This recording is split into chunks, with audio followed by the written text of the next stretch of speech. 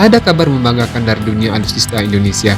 Indonesia dan Turki kini makin solid dalam menjalin kerjasama strategis pertahanan. Dari upgrade jet tempur F-16, pengembangan drone tempur, hingga teknologi peluncuran roket, semuanya dibahas dalam pertemuan penting di Jakarta. Apa saja yang jadi prioritas dan kenapa kerjasama ini sangat strategis? Yuk kita bahas. Pada Jumat 16 Mei 2025 lalu, Sekretaris Industri Pertahanan Turki Haluk Görgün melakukan kunjungan resmi ke Indonesia. Ia bertemu langsung dengan Menteri Pertahanan Indonesia Bapak Syafri Samsudin di kantor Kementerian Pertahanan Jakarta. Pertemuan ini merupakan tindak lanjut konkret dari hasil diplomasi pertahanan antara Presiden Prabowo dan Presiden Erdogan yang sebelumnya telah membuka jalan kolaborasi strategis jangka panjang.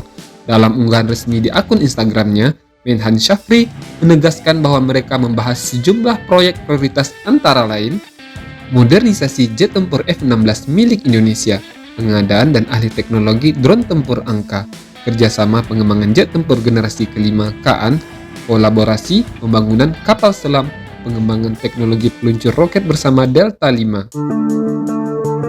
Untungnya upgrade F-16 dengan Turki salah satu sorotan utama kerja dari kerjasama ini adalah modernisasi jet tempur F-16 Indonesia. Jet ini telah menjadi tulang punggung TNI AU selama lebih dari 2 dekade. Namun, seiring usia dan ancaman teknologi yang makin berkembang, modernisasi menjadi keharusan. Kenapa Turki? Inilah kuncinya. Turki adalah salah satu operator F-16 terbesar di dunia. Mereka mengoperasikan lebih dari 200 unit F-16 dan telah mengembangkan kemampuan upgrade, maintenance, hingga avionics integration secara mandiri melalui program seperti Özgür Project. Ini membuat Turki bukan sekedar pengguna, tetapi sudah menjadi pengembang dan integrator teknologi F-16. Kedua, transfer teknologi. Dengan pengalaman luas tersebut, Turki berada dalam posisi ideal untuk berbagi keahlian, mentransfer teknologi, dan melatih teknisi Indonesia agar dapat menangani modernisasi F-16 secara lokal di masa depan. Ketiga, efisiensi biaya dan waktu. Dibanding membeli jet baru, upgrade F-16 bisa memberikan peningkatan daya tempur signifikan dengan biaya jauh lebih terjangkau. Keempat, kemampuan tempur meningkat drastis. Hasil upgrade bisa menjadikan F-16 kita setara dengan varian F-16V atau Viper, termasuk radar ESA, avionik digital, dan kemampuan perang elektronik modern. Kelima, kemandirian pertahanan. Kolaborasi dengan Turki memberi peluang bagi industri pertahanan Indonesia untuk naik kelas, tidak hanya sebagai pengguna, tetapi juga perakit dan inovator teknologi militer. Selain F-16, kerjasama pada drone angka juga menjadi langkah penting. Drone ini telah terbukti di berbagai operasi militer dan memiliki kemampuan ISR serta persenjataan yang mematikan. Transfer teknologinya dapat mempercepat penguasaan teknologi UAV oleh Indonesia. Untuk proyek jet tempur generasi kelima KAAN, partisipasi Indonesia bisa membuka jalan bagi keterlibatan dalam pengembangan pesawat siluman masa depan, suatu langkah strategis yang jarang terbuka untuk negara berkembang.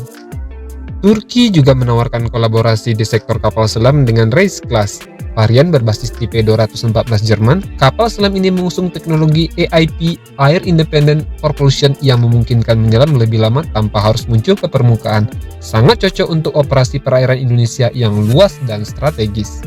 Kerja sama teknologi roket dengan Delta 5 menunjukkan arah baru dalam pengembangan teknologi peluncuran dalam negeri, baik untuk kebutuhan militer maupun ruang angkasa. Tak berhenti di meja pertemuan, Turki bahkan berencana mengirimkan penasihat khusus permanen yang akan berkantor di Jakarta, memastikan koordinasi berjalan intensif. Di ajang Indo Defense 2025, Turki juga akan hadir dengan delegasi besar dan kemungkinan akan menandatangani kesepakatan penting di hadapan publik internasional, sebuah sinyal kepercayaan penuh pada Indonesia. Itu dia pembahasan kita tentang kerjasama strategis Indonesia dan Turki di bidang pertahanan. Menurut kamu, apakah modernisasi F-16 dan kolaborasi drone dengan Turki ini akan benar-benar memperkuat TNI atau justru ada tantangan lain yang harus dihadapi? Tulis pendapatmu di kolom komentar, kita bahas bareng di sana. Jangan lupa like, share, dan subscribe biar nggak ketinggalan update soal pertahanan Indonesia. Sampai jumpa di video berikutnya.